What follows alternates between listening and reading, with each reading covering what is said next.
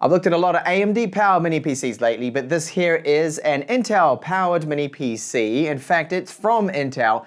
It's the Intel NUC12 kit. And being, of course, the kit model, it does come with the RAM, SSD, and operating system, which is Windows 11. So it is running the Core i5, the 1240p with Iris Xe graphics. It has 12 cores and 16 threads, this particular model. Maximum turbo is 4.4 gigahertz. And with this particular unit, you can add a 2.5-inch drive to expand upon the storage.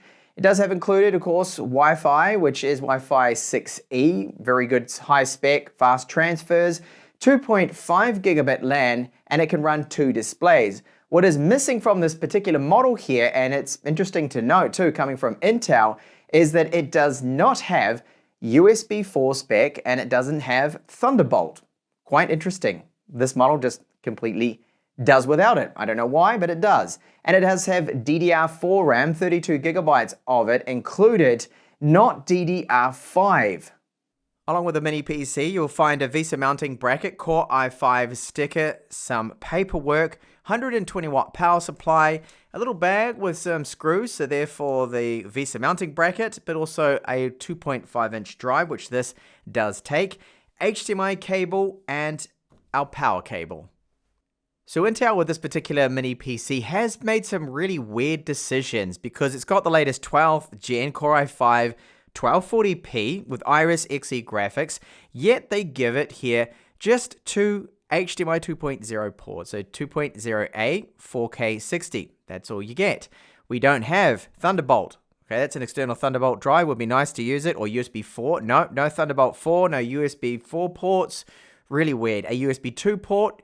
USB 3.2 Gen 2, that's our power in right here, and we do have 2.5 gigabit LAN. This is where the hot air will come out of it, and if I flip it around this side, we'll see that we've got another 2 ports here. Now, both of these are USB, at least 3.2 Gen 2s, but as I said, where's the Type-C port? Where's the Thunderbolt port, USB 4 port, Type-C? It's missing. It should be here, or at least one of these ports, and we do have a 3.5mm with microphone support. And this is our power button with status LED behind it. So either side, we just have vents, while there is a Kensington lock slot here, and then the other vent. So I'll take a look at the internals. Just before I do, I'll point out that here we've got 4 screws you need to remove, and those 2 holes there are the mounting points for that VESA mounting bracket if you did want to mount this onto the back of a monitor. When you open this up, just be very careful because there is a ribbon cable that connects to the SATA 3 connector. So I'll just pull this up and you'll see right here that there's our room for the 2.5-inch drive that slots in there. And you'll see that we've got a B key SATA, so this is not NVMe. Here's our NVMe slot and an Intel SSD that they are using there. And note that we've got some copper up here with 2 thermal pads. That's really good to see. That's, of course, going to help that SSD to stop it, hopefully from thermal throttling, and just cool it down a little bit. Some PC manufacturers with mini PCs don't even bother. And there are our 2 SODIMM RAM sticks. Now, this is another area where it's kind of weird because this is DDR4. They didn't go with DDR5 spec with this, and they are using here 2 16GB sticks from Crucial, as you can see, and the speed of these is 3200 megahertz. So if it was DDR5, it would be a lot quicker and aid the integrated Iris Xe graphics. Just that speed would really benefit it, but hey, we're missing out on that. Now, I'll just run you through the BIOS here. There's not a lot really that we can do or tweak, but there's a few interesting settings here. So under advanced, you've got storage, onboard devices, video. So if you wanted to dedicate more to the Iris Xe graphics of RAM, that is, then you're able to do this. You can tweak those. Now, I'm going to leave everything here as default. So it's an out-of-the-box experience, exactly what you can expect. Pretty much like all my reviews. So I don't really change or tweak anything else unless I state I do. And there's just a few other settings in here, add in config. Now under power, performance, and cooling, again, I'm just going to leave this as is. You can tweak this a little bit. You can put the fan mode into cool, so it'll be running at higher RPMs. It will be a lot louder, but yes, it will drop the temperatures down. But I'll let you know how it is stock. Security, pretty straightforward, and then I'll boot order. So I'm going to get out of this now and jump into Windows 11. Here in Windows now, just to show you that the version it does come with is Windows 11 Pro. Now, of course, you need to run updates. I haven't updated it all at the moment, just so it doesn't affect any of my benchmarks. There's nothing going on in the background. So here we have installed RAM, as I pointed out before, the 32 gigabytes, and we don't have quite the 32 available to us because there is a small amount, as you saw in those BIOS settings, that is dedicated to the Iris Xe graphics with it. Looking at the device manager, not too many things of interest, but just to show you that the drive, this is it right here, the Intel SSD, it's PCIe 3.0, even though I believe the slot should support PCIe 4.0 spec, and it's not particularly fast. Here is the results of my benchmark.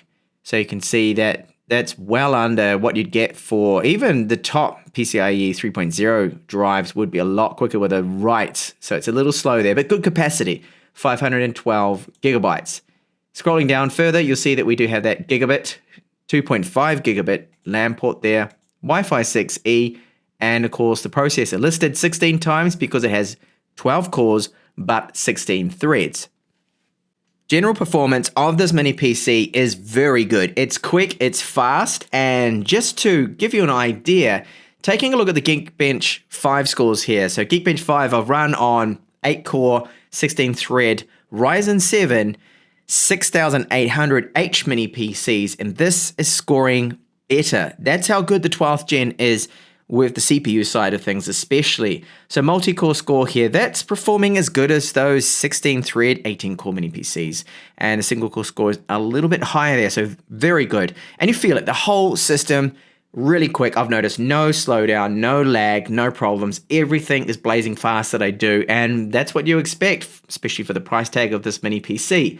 Then when you take a look at Cinebench, again, these scores here, Cinebench R23 that is, you can see that multi-core score here over 10,000 points. Now this again is faster than the Ryzen 6800H at 45 watts that I tested, and here single core score there again pulling out a little bit faster there, so very good. Plenty of performance on tap here, but we are only running the DDR4 RAM here, so if it had DDR5, these scores would be even better there when it comes to the performance.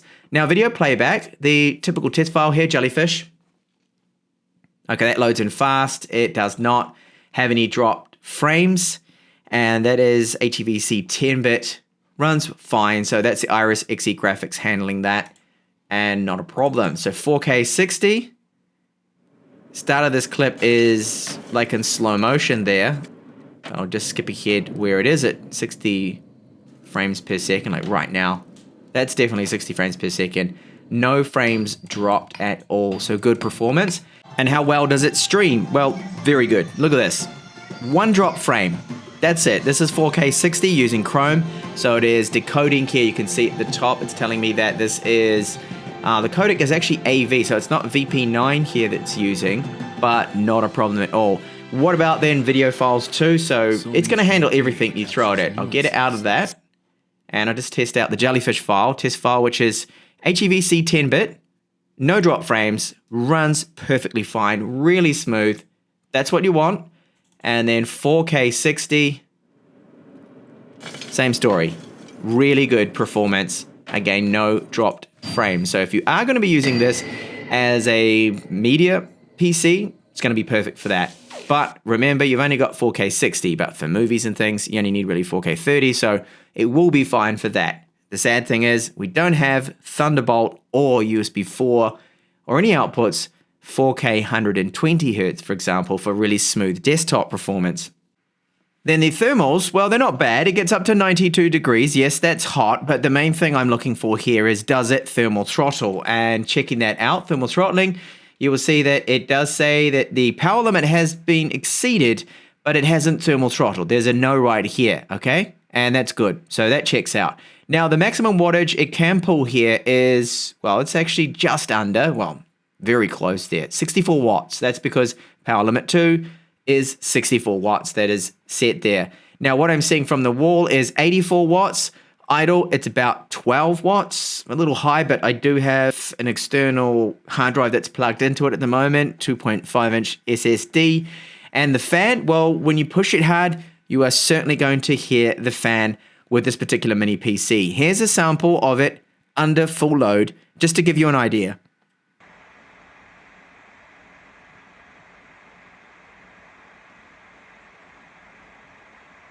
Then our video editing performance. Well, the timeline here, these are some 4K files that are 100 megabit per second, and I don't really see much slowdown. It's a very simple, basic video here, and I'll just play this back, and you can see that it doesn't seem to be, well, maybe dropping the occasional frame there. Now, of course, the performance here with an integrated GPU, even Iris Xe graphics, still won't be as good as something like, say, an RTX 3060 will be a lot better. So dedicated graphics will still always be a lot better for video editing, things like this.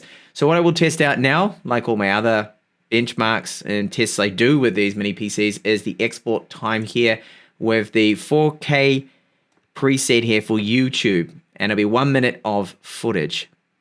I hope you can see here that it is the YouTube 4K preset with Adobe Premiere Pro here, which does tend to favor Intel's QuickSync, so I expect these export times to be very quick, and we'll see what is going to be doing most of the work here. Iris Xe graphics is, you can see it at 100%, and the CPU is only at 20%, so this is very quick, and I'm expecting this to be around under 40 seconds probably in total, maybe even faster than that. Hopefully it is. For 1 minute of footage. It's just about to finish up now, and that was approximately 35 seconds. So with the Ryzen 7 6800H, that off the top of my head was about 34 or 35 seconds. So this is 1 second longer here for a basic video like this, 1 minute of 4K footage. A look at gaming performance with one of the most demanding games, Cyberpunk 2077. Now, I've tested this out with the 680M graphics from AMD with 12 executional units, and it's 2.2 gigahertz turbo, and it gets around 30 frames per second with Cyberpunk on the lower settings at 1080p, and this is only pulling around about 17 frames per second. So there is a massive difference when it comes to integrated graphics performance with the new 6000 series from AMD versus this Iris graphics. So this is one area where Intel is now falling behind. They were pretty much in the lead last gen. Now they're behind definitely. Then GTA here running with the normal settings and in between everything for the view distance and pedestrian density. It's getting a good frame rate, so very playable at 1080p here. In the car, quite a bit slower now because it has to render, of course, all of that graphics of the inside of the car, but it's a playable frame rate, over 60 frames per second. But again, this is falling behind now of what the 680M can do with the Ryzen 6000 series APUs. Now, the timing of this mini PC probably isn't so great because they've just announced and launched the 13th gen of mobile chips. This, remember, is a mobile chip, but in a mini PC.